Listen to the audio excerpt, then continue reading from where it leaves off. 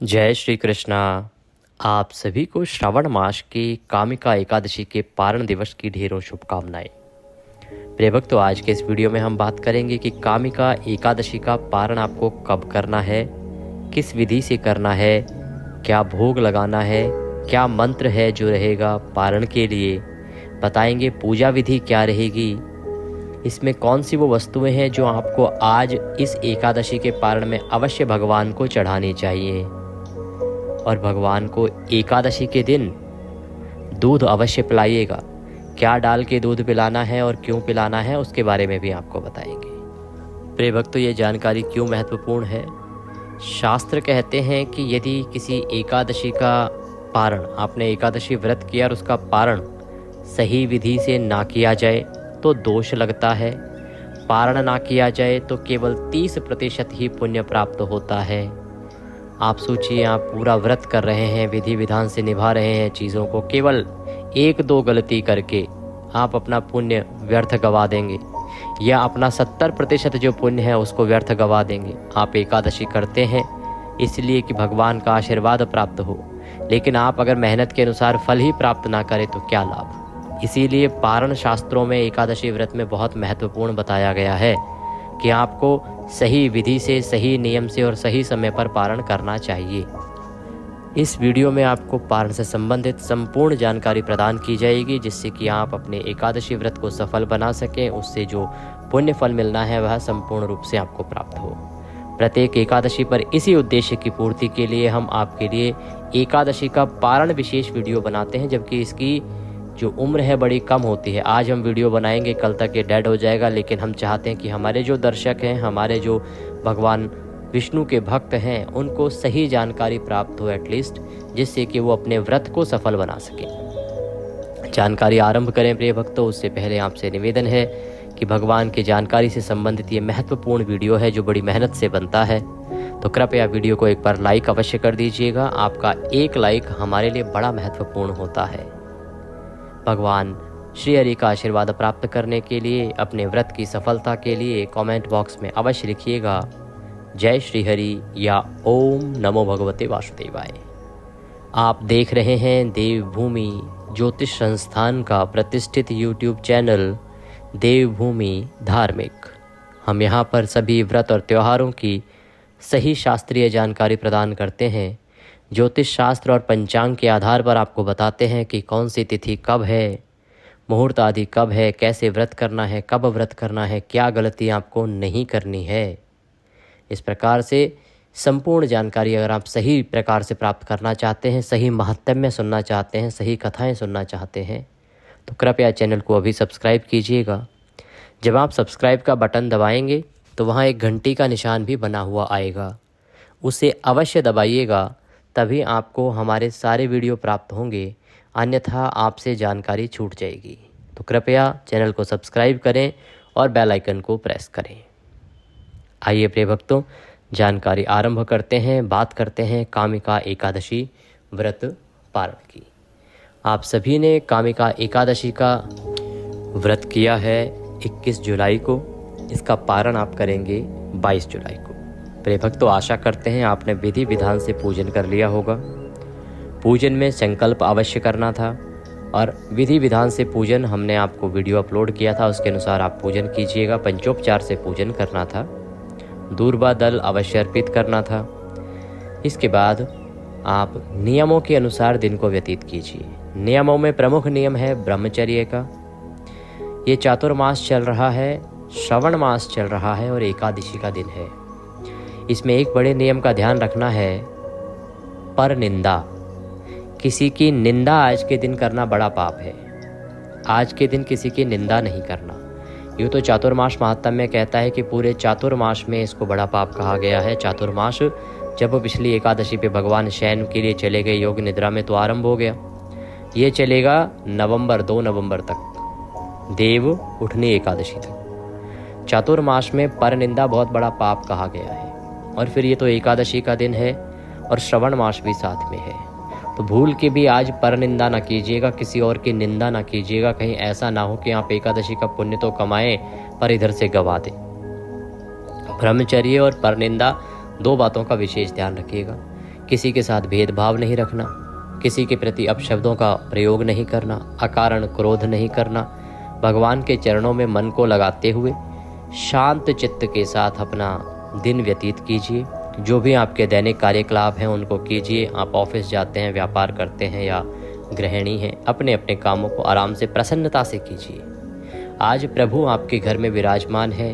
भगवान नारायण, भगवान श्री हरि विष्णु आपके घर में विराजमान हैं। आपने एकादशी का व्रत किया है, पूजन किया है, तो उसको महसूस कीजिए और भगवान की जो वाइब्रेशन है उसमें आप अपने समय को व्यतीत कीजिए। सायंकाल को कीर्तन कीजिएगा। इस एकादशी पर कीर्तन की और जागरण की बड़ी महिमा है। कीर्तन के लिए मंदिर जाइए। मंदिर ना जा सकें क्योंकि सबके पास ना तो मंदिर हैं और ना ही सबके पास इतना समय, दूर मंदिर है तो जा पाएँ। आप ऐसा कीजिए कि घर पर ही कीर्तन का फल पाने के लिए विष्णु सहस्त्र नाम, नारायण रक्षा कवच और शिव सहस्त्र नाम का श्रवण कर लीजिए।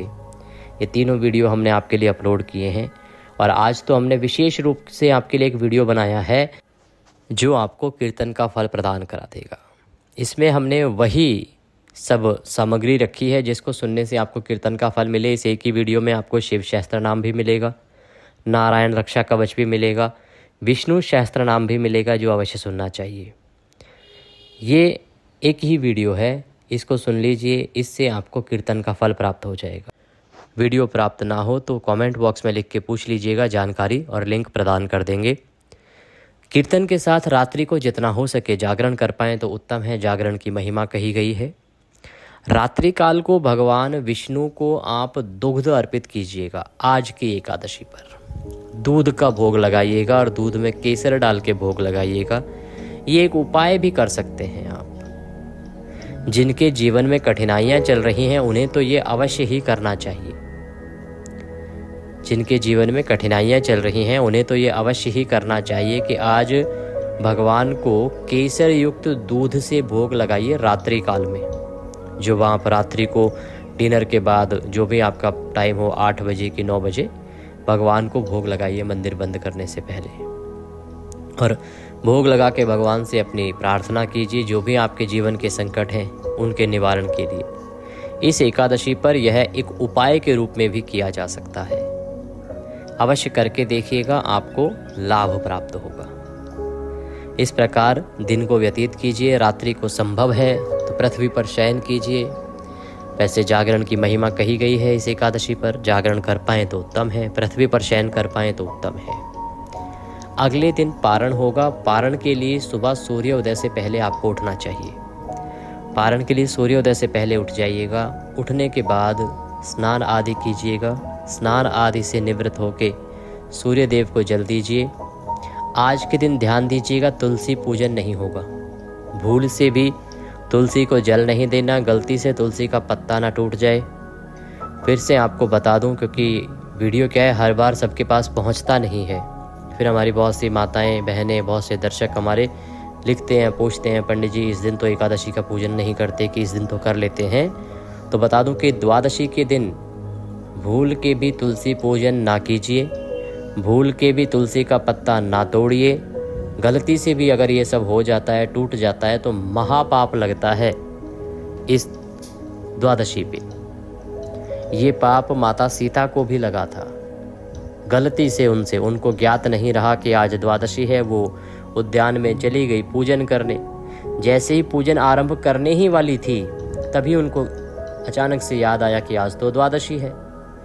वो बिना पूजन किए ही वापस तो मुड़ी, लेकिन जब वो वापस मुड़ी तो उनकी जो पोशाक थी, उनकी जो चुनरी थी, उस चुनरी से तुलसी का पत्ता हिल गया और गिर गया। एक पत्ता टूट के गिर गया तुलसी का। उसका उन्हें इतना बड़ा पाप लगा कि जब देवऋषि नारद अयोध्या पहुँचे, उन्होंने माता सीता के हाथ से जल ग्रहण करने से इनकार कर दिया। तब भगवान राम ने पूछा कि ऐसा क्यों देवऋषि? तब इन्होंने कहा कि प्रभु, मैं हरि भक्त हूँ और मेरे लिए तुलसी से जिसने पाप कमाया हो उसके हाथ से जल क्या कुछ भी ग्रहण करना पाप है। माता से एक बार भूलवश द्वादशी के दिन तुलसी का पत्ता टूट गया, इस कारण इनको घोर पाप लगा है। जब तक उसका प्रायश्चित नहीं होगा तब तक मैं माता सीता के हाथों से कुछ भी ग्रहण नहीं कर सकता। तो इतना बड़ा पाप है अगर गलती से द्वादशी के दिन तुलसी का पत्ता टूट जाए तो। इसलिए आपको ध्यान रखना है कि द्वादशी के दिन कभी भी माता तुलसी का पूजन ही ना कीजिए, क्योंकि गमला हिलाएंगे, इधर उधर करेंगे तो कुछ तो नुकसान हो सकता है। ये ध्यान रखने वाली बात है। हाँ, एकादशी के बारे में कुछ लोगों को गलतफहमी है जी कि एकादशी को तुलसी पूजा नहीं होती। एकादशी को हो जाती है तुलसी पूजा। आप जानते हैं ये तुलसी विवाह का जो उत्सव होता है वो एकादशी पर ही तो होता है, कार्तिक में। तो एकादशी के दिन तो शास्त्रों में विधान है तुलसी पूजन का। द्वादशी के बारे में लिखा है सभी जगह कि वर्जित है तुलसी पूजन। द्वादशी को सभी शास्त्रों में लिखा है। हमने पहले आपको एक वीडियो भी शायद बनाया था, आपको जानकारी भी दी थी। 4-5 पुराणों से हम जानकारी लेके आए थे उसमें, और उनसे हमने बताया था कि देखिए सभी जगह ये लिखा हुआ है तुलसी पूजन के बारे में। उसमें शायद हमारे किसी दर्शक ने कमेंट किया था पुराण तो 18 हैं। अरे भाई, पुराण तो 18 हैं, लेकिन 6 में वर्णन है तुलसी के बारे में, तो 6 के बारे में ही बात करेंगे हम। खैर, भिन्न भिन्न प्रकार के दर्शक होते हैं और अपने ज्ञान के अनुसार, समझ के अनुसार वो अपना अपना लिखते रहते हैं। तो इस प्रकार से भी हमने एक वीडियो आपको बना के दिया था। तो ध्यान दीजिएगा कि आज आप तुलसी का पूजन नहीं करेंगे पारण के दिन। पारण के दिन किसी भी एकादशी पे तुलसी पूजन न कीजिएगा, इसको गांठ बांध लीजिए। तुलसी का पत्ता लेकिन जरूर प्रयोग करना है भगवान को भोग में, ये ध्यान रखना है। तो तुलसी का पत्ता पहले ही उतार के रख लीजिएगा। तुलसी का पत्ता द्वादशी से पहले ही उतार के रख लेना चाहिए, जैसे कि आप वो अर्पित कर सकें भगवान को। भोग जो है बिना तुलसी दल के नहीं लगेगा। इस पूजा में तो वैसे भी तुलसी दल अलग से चढ़ रहा है। एकादशी के पूजन में हमने आपको बताया था कि तुलसी दल अलग से आपको अवश्य अर्पित करना है भगवान को। इस प्रकार से आपने दिन व्यतीत किया, सुबह की शुरुआत हो गई, सुबह हो गई। अब आप पूजन करेंगे पारण का। पारण का पूजन कैसे करेंगे? चौकी आपने कल लगाई है, उत्तम है। जो नए दर्शक हैं, जिन्होंने हमारी पूजा विधि का वीडियो पहले नहीं सुना था, उन्होंने चौकी आदि स्थापित नहीं किया है, तो आप आज चौकी स्थापित कर लीजिएगा। अब हम आरंभ करते हैं कि क्या क्या सामग्री चाहिएगी, कैसे कैसे आपने पूजन आरंभ करके पूर्ण करना है। आपके पास होने चाहिए भगवान श्री हरि विष्णु की तस्वीर या प्रतिमा। इसके अतिरिक्त चौकी जिस पर आप उनको विराजमान करेंगे, और नीचे बिछाने के लिए पीला वस्त्र।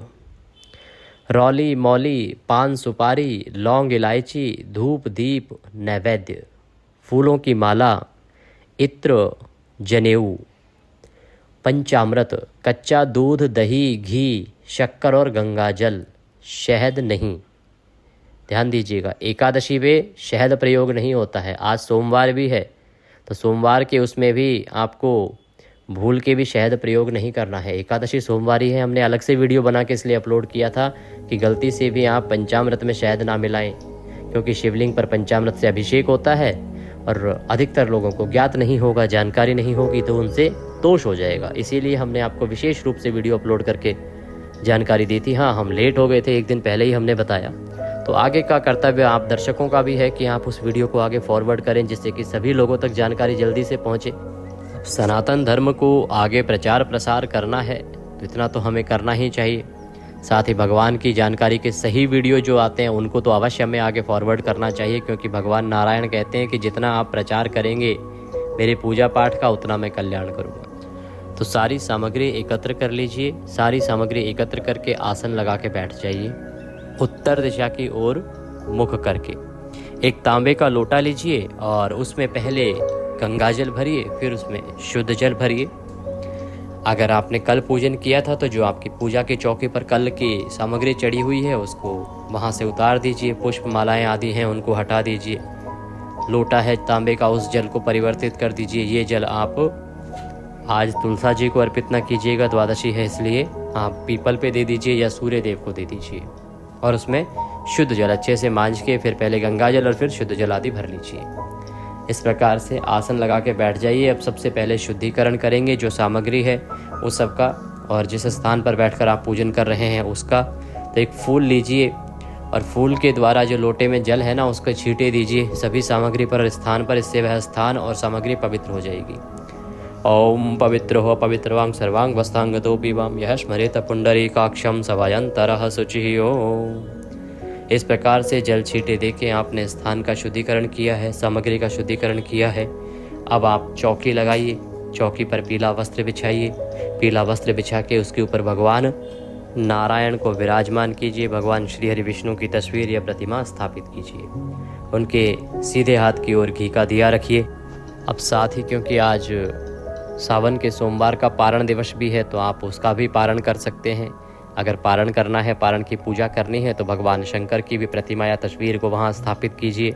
जिन्होंने एकादशी के व्रत पूजन के दिन स्थापित किया हुआ था वो उसी पर पूजन कीजिएगा। स्थापना करने के बाद धूप दीप आदि रखने के बाद अपने हाथ धो लीजिए। हस्तो प्रक्षालनम, अपने सीधे हाथ पे जल लीजिए, हाथ धो लीजिए। हाथ धो के सबसे पहले दीप प्रज्वलित कीजिए, धूप प्रज्वलित कीजिए। भगवान का पूजन आरंभ करेंगे। भगवान के सामने एक कटोरी या पात्र रख दीजिए जिसमें आप पूजा की सामग्री अर्पित करेंगे। इससे क्या है कि सामग्री इधर उधर फैलेगी नहीं, पैरों में नहीं आएगी। जो शिवलिंग पर पूजन कर रहे हैं, जो सोमवार के व्रत का पारण का पूजन कर रहे हैं, वो शिवलिंग पर करेंगे, उत्तम है। तो वो शिवलिंग पर सीधे जल अर्पित कीजिएगा। पूजा सामग्री सीधा शिवलिंग पर ही चढ़ाइएगा। शिवलिंग को ऐसे किसी पात्र में रखिए जिससे कि वो जल जो है वो फैले ना। शिवलिंग का जो स्थापना है वो इस प्रकार से करनी है कि उनका जो जलधारी का हिस्सा है, उमा क्षेत्र जो है वो उत्तर दिशा की ओर होना चाहिए। तब भगवान का मुख जो है पूर्व दिशा की ओर होगा और आप दक्षिण की ओर पीठ करके बैठिएगा। अब भगवान को सबसे पहले पद्य, अर्घ्य, आचमनी अर्पित कराया जाता है। तो इसके लिए एक एक चम्मच जल अर्पित करेंगे एक एक मंत्र पर। जो शिवलिंग पर पूजन कर रहे हैं वो शिवलिंग पर अर्पित कीजिएगा। जो तस्वीर पर पूजन कर रहे हैं वो उसके सामने रखे हुए किसी पात्र में अर्पित कीजिएगा। ओम भूर्भुवः श्री नारायणाय नमः पद्यम समर्पयामि, भगवान विष्णु के प्रति अर्पित कीजिए। ओम भूर्भुवः श्री शिव शंकराय नमः पद्यम समर्पयामि, शंकर भगवान को अर्पित कीजिए। ओम भूर्भुवः श्री नारायणाय नमः अर्घ्यम समर्पयामि, अर्घ्य अर्पित कीजिए भगवान नारायण को। ओम भूर्भुवः श्री शिवाय नमः अर्घ्यम समर्पयामि, अर्घ्य भगवान शंकर को अर्पित कीजिए। ओम भूर्भुवः श्री माधवाय नमः आचमनिम समर्पयामि। ओम भूर्भुवः श्री शिव शंकराय नमः आचमनिम समर्पयामि। इस प्रकार से आपने पद्य, अर्घ्य, आचमनी तीनों को अर्पित किया है। ये करने के बाद अब भगवान को स्नान कराएंगे। स्नान कराने के लिए जो तस्वीर पर पूजन कर रहे हैं वो एक चम्मच जल अर्पित कीजिएगा। जो शिवलिंग पर अभिषेक कर रहे हैं वो अच्छे से भगवान को जल अर्पित कीजिएगा। गंगा जल युक्त जल आप चढ़ाएंगे। ओम भूर्भुवः श्री वासुदेवाय नमः स्नान निमित्तार्थाय जलम समर्पयामि। ओम भूर्भुवः श्री शिव शंकराय नमः स्नान निमित्तार्थाय जलम समर्पयामि। जल अर्पित कीजिए, अभिषेक कराइए भगवान को। पंचामृत से अभिषेक कराएंगे इसके बाद। तो पंचामृत बना लीजिए, कच्चा दूध, दही, घी, शक्कर और गंगा जल से, शहद नहीं मिलाइएगा। पंचामृत को फूल पर लगाइए, जो तस्वीर पर पूजन कर रहे हैं वो, और जो शिवलिंग पर पूजन कर रहे हैं वो शिवलिंग पर चढ़ाइएगा, अभिषेक करिएगा। ओम भूर्भुवः श्री नारायणाय नमः पंचामृतम समर्पयामि। ओम भूर्भुवः श्री शिव शंकराय नमः पंचामृतम समर्पयामि। पंचामृत से अच्छे से अभिषेक कराइए भगवान को। ओम नमः शिवाय मंत्र बोलते जाइए। ओम नमः शिवाय, ओम नमः शिवाय, ओम नमः शिवाय, और अभिषेक कराइए। अब शुद्ध जल से स्नान कराएंगे भगवान को। ओम भूर्भुवः श्री विष्णवे नमः शुद्ध्योदक स्नान निमित्तार्थाय शुद्ध जलम समर्पयामि। ओम भूर्भुवः श्री शिवशंकराय नमः शुद्ध्योदक स्नान निमित्तार्थाय शुद्ध जलम समर्पयामि। शुद्ध जल से स्नान कराइए शिवलिंग को अच्छे से। सारा पंचामृत साफ कर दीजिए। इस प्रकार से स्नान कराइए बाबा को। स्नान कराने के बाद भगवान नारायण को शुद्ध्योदक स्नान के बाद जनेऊ अर्पित कीजिएगा। एक एक जनेऊ लीजिए, अर्पित कीजिए। ओम भूर्भुवः श्री नारायणाय नमः यज्ञोपवीतं समर्पयामि। ओम भूर्भुवः श्री शिव शंकराय नमः यज्ञोपवीतं समर्पयामि। यज्ञोपवीत अर्पित कीजिए।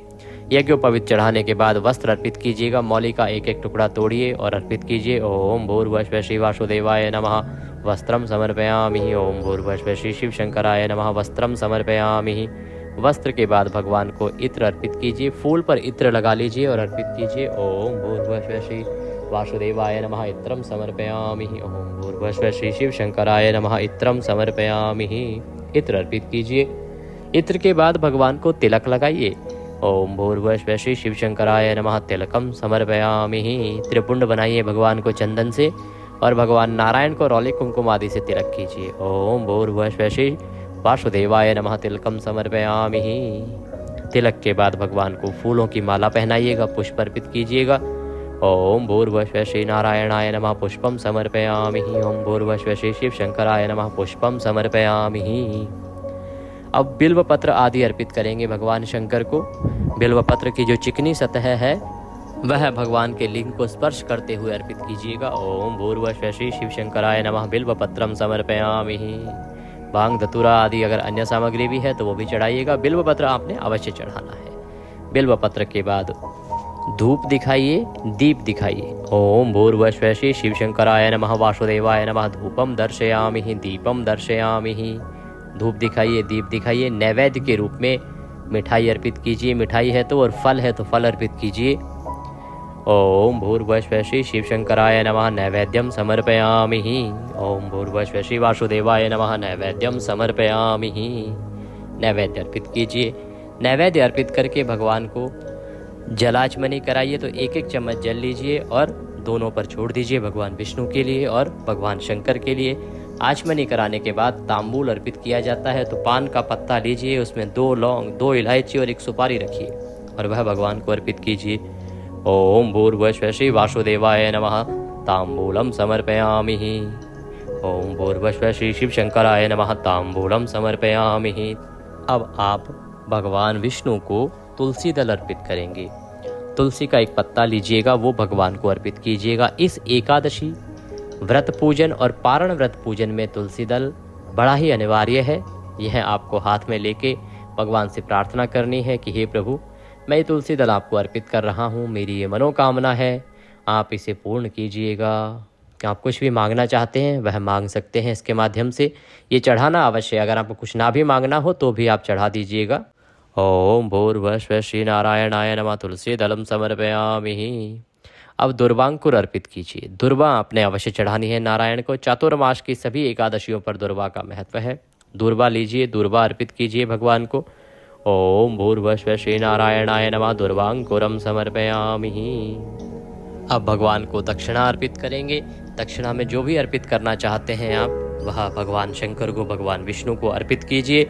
दक्षिणा चढ़ाने के बाद हाथ जोड़ के नमन कीजिए। अब आप विष्णु सहस्त्र नाम का श्रवण कीजिए, शिव सहस्त्र नाम सुनिए।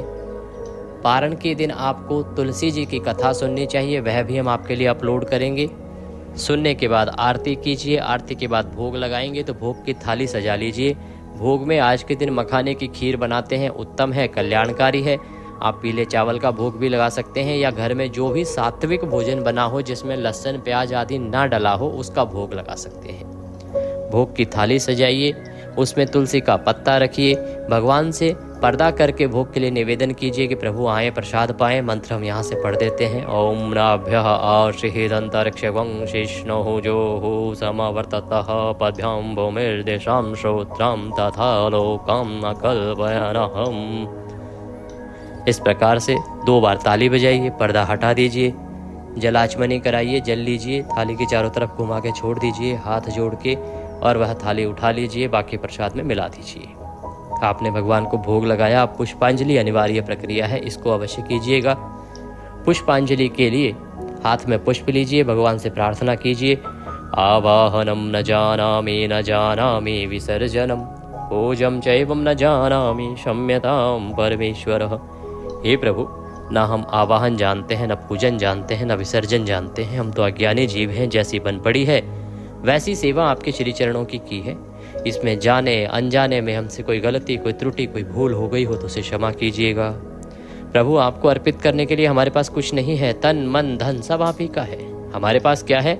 मालती मलका जाति सत्पत्राणि संयुक्तम पुष्पांजलिं मया दत्तां ग्रहणाम परमेश्वरः। यह पत्र पुष्प की भेंट है, इसे स्वीकार करें और दया का आशीर्वाद प्रदान करें। वह पुष्प भगवान के चरणों में अर्पित कर दीजिए। हाथ जोड़ के प्रणाम कीजिए। पुरुष लोग दंडवत प्रणाम कीजिए, परिक्रमा कर लीजिए। दक्षिणा आदि यदि आप भेजना चाहते हैं तो कमेंट बॉक्स में लिख के पूछ लीजिएगा, वहां आप भेज दीजिएगा। पूजन की या कथा की जो भी दक्षिणा आप भेजना चाहें। अब आप व्रत खोलें उससे पहले आपको ब्राह्मण को दान अवश्य देना चाहिए। इसमें ब्राह्मण को भोजन कराएं तो बहुत कल्याणकारी है। भोजन ना करा पाए तो कोई दूध का पैकेट ले लीजिए, साथ में दक्षिणा रख के वह दे दीजिए, या केवल दक्षिणा दे दीजिए ब्राह्मण को, लेकिन ब्राह्मण के निमित्त कुछ ना कुछ दान अवश्य करना है आपने। और वह दान करने के बाद ही आप अपने व्रत का पारण करेंगे। पारण के लिए आसन लगा के बैठ जाएं, मंत्र जपेंगे, ओम नमो भगवते वासुदेवाय, ओम नमो भगवते वासुदेवाय। 5 बार मंत्र जपिए, तुलसी का पत्ता मुंह में रखिए, जल पी लीजिए। ये आपका पारण है। अगर आप अन्न ग्रहण नहीं कर सकते हैं, क्योंकि आज मंगला गौरी का व्रत भी है, मंगलवार के दिन पारण कर रहे हैं, बहुत सी माताएं बहनें मंगला गौरी का व्रत करेंगी, सावन चल रहा है, तो आप इस विधि से पारण कीजिए। और अगर आप अन्न ग्रहण कर सकते हैं, व्रत नहीं कर रहे हैं, तो आप उसके बाद जो भी अन्न ग्रहण करना चाहें, जो भगवान को भोग लगाया है, वह पहला ग्रास खा के उसके बाद अन्न ग्रहण कीजिएगा। परंतु लहसुन प्याज आदि से बने खाने से जो व्रत है वो नहीं खोला जाएगा। जो भगवान शंकर के सोमवार का व्रत खोल रहे हैं, उनको भी इसी विधि का पालन करना चाहिए। मंत्र पढ़ेंगे, ओम नमः शिवाय, ओम नमः शिवाय, ओम नमः शिवाय। और इस प्रकार से आप अपने व्रत का पारण करेंगे, बड़ा कल्याणकारी होगा। पारण के शुभ समय की बात करें तो पारण के लिए जो शुभ समय है, सभी नियमों को देखते हुए, जो नियम एकादशी के पारण के हैं कि सूर्योदय के बाद हो, हरिवासर का समय निकल जाना चाहिए, और शुभ घड़ी शुभ मुहूर्त हरिवासर के बाद ही व्रत पूर्ण होता है, वो सब नियमों का पालन करते हुए इस एकादशी के लिए पारण का समय रहेगा सुबह 5:40 से और 7:10 तक। ये उत्तम समय है, इसमें पारण करते हैं, कल्याणकारी है। परंतु अगर लेट भी हो जाए तो डरना नहीं है। शुभ समय में और मुहूर्त में और अन्य समय में बस थोड़ा सा ही फर्क होता है। शुभ समय अत्यंत कल्याणकारी है, बाकी जो दूसरा है उसमें किसी प्रकार का दोष नहीं है। अगर लेट भी हो गए हो तो पारण कर लीजिएगा, प्रयास कीजिए सुबह सुबह करने, तो कल्याणकारी है। ये थी जानकारी पारण के विषय में। जानकारी थोड़ी भी अच्छी लगी हो तो कृपया लाइक अवश्य कर दीजिएगा। कमेंट बॉक्स में लिखिएगा जय श्री हरि या ओम नमो भगवते वासुदेवाय। अधिक से अधिक लोगों के साथ शेयर कीजिए, क्योंकि मेरी क्षमता है कि आज मैंने अपलोड किया है, कल तक कितने लोगों के पास पहुंचेगा मुझे नहीं पता। आप शायद भेजेंगे जल्दी जल्दी, आप 10 को भेजें, वो 10 को और 10 को भेजें, तो शायद अधिक लोगों तक सही जानकारी पहुंच पाए। हरे कृष्ण।